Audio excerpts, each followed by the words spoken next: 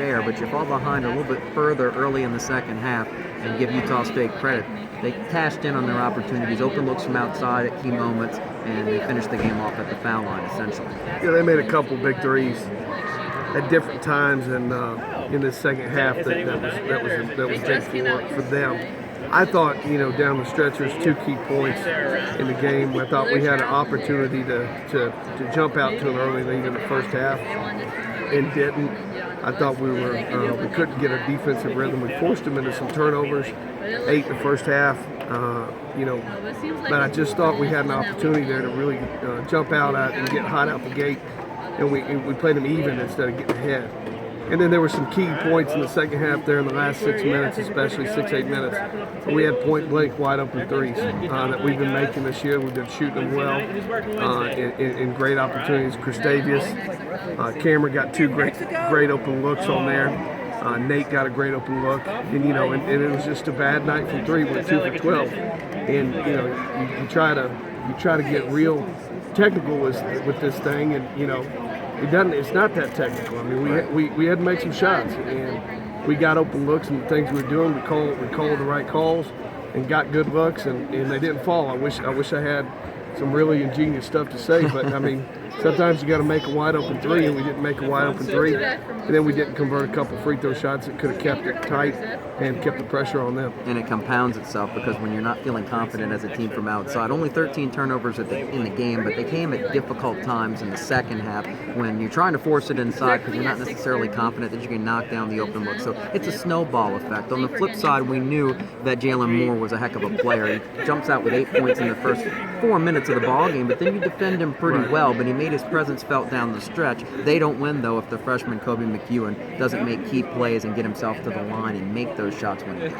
Yeah, he had some big ones, and there was just some opportunities where we didn't snuff out some ball screens and really take some stuff and be able to keep them from coming middle and be ready to do some things. So that hurt us. Makur Poe really played well, 10 points, and confident, but yet a guy who's very patient and doesn't let the pace of the game get to him. A couple of times under pressure, holds the ball, waits for the opportunity, and hits shots over people, using his full length in that wingspan for a couple of nice finishes around the lane. You have to love his development as somebody who's not going to be a primary focus of your offense, but can cash in when he has those chances. No, and he's getting better. Each game that goes on, he's getting better and better. And I think you're going to see that as the year goes on. George came in and didn't score for us tonight, but I thought he gave us a lot more confident minutes defensively than he'd given us, and he'll find an offensive rhythm on it. But we've got to get some production, and it's frustrating. I mean, this is one that I mean it's hard to swallow. Because here's 3 games, Saturday's game and tonight, that, we're, different. Each one's a different factor, but, and you go back to Tulsa, that we're right on the verge of pulling, 2 tough road games here in Tulsa, and then the one Saturday night at home. That we pull these off and we're in a different conversation in a lot of ways, and I don't think it kills our team's confidence, but sure would have gave us a big kickstart to get the 3 of them and get ahead and put us in a different conversation. But this is a hard place to play. Sure. I know that the travel was hard. None of that's excuses.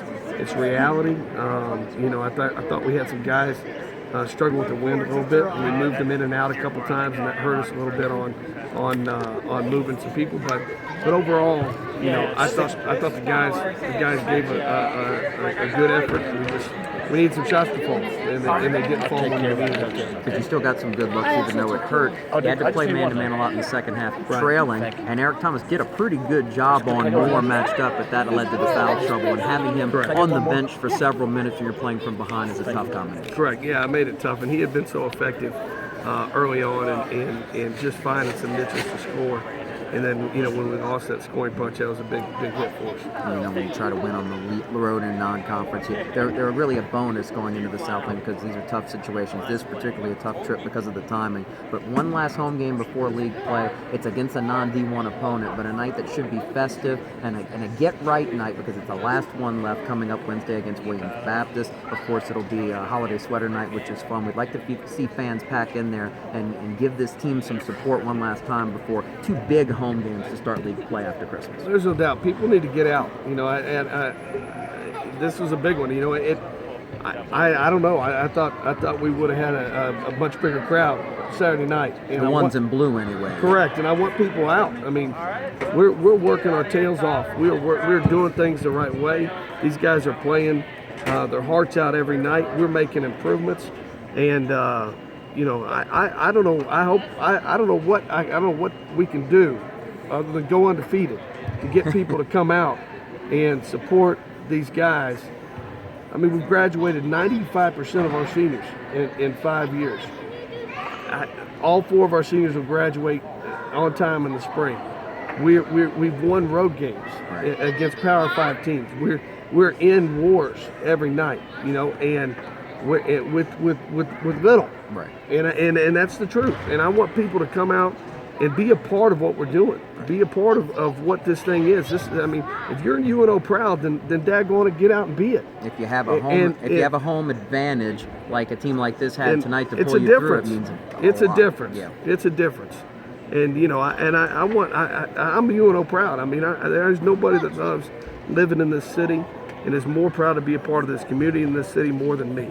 And I want people to join in this movement and get a part of it. Get a part of it. Yeah, these guys are working their hearts out. The staff's working their hearts out. And we need to come back and have another good effort on Wednesday night, get a win going to Christmas break, and have a good break and get ready for Southland Conference play on the 29th and 31st against 2 very, very good teams. 3 big home games coming. We'll be there. We hope you're there too. Folks, we need you. Coach Sless, thanks for joining us. Thank you, Jude. That's Mark